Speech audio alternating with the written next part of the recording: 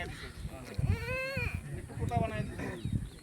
আল্লাহর হুকুম আসছে এই কুতাগুলির মাধ্যমে অলঙ্কার লাগাও সুন্দর দেখা যাবে।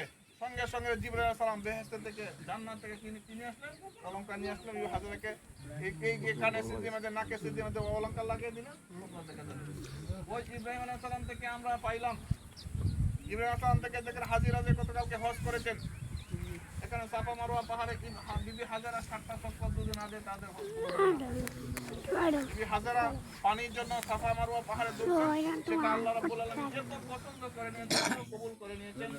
পরবর্তী প্রজন্মে আখির জামানার নবী মুহাম্মদ রাসূলুল্লাহ সাল্লাল্লাহু আলাইহি সাল্লামের যত সকল উম্মত আসবে কিয়ামত পর্যন্ত সকল উম্মতের উপর সেটা ওয়াজিব করে দিয়েছেন।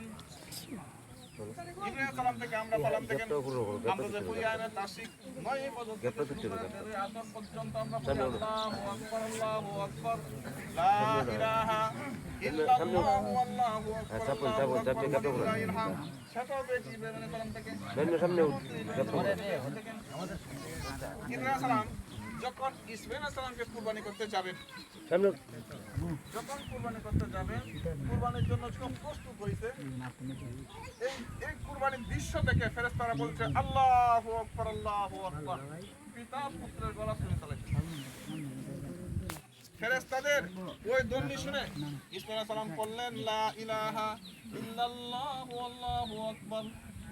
পুত্রের মুখে তাওহীদের বাণী শুনে ইব্রাহিম সালাম বললেন ওয়ালিল্লাহিল হাম।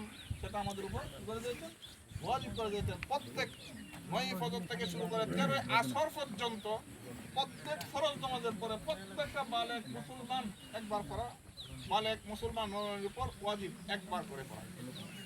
আমরা ইব্রাহিম সালাম থেকে পেয়েছি কুরবানি, ইব্রাহিম সালাম থেকে পেয়েছি। আজকে তো আমাদের কুরবানি করা হয়, যেটাকে আমরা বকরাই বলি, কত হয়ে গেছে কেন বাড়াইতাম কোনটা করে আপনারা বলেন শেষ করে দিই না। যে কুরবানি নিজের কুরবানি নিজের হাতে করা উত্তম। কুরবানি অন্য কোনো দোয়া লাগে না, কোনো কিছু লাগে না, বিসমিল্লাহি আল্লাহু আকবার বলি করতে কুরবানি।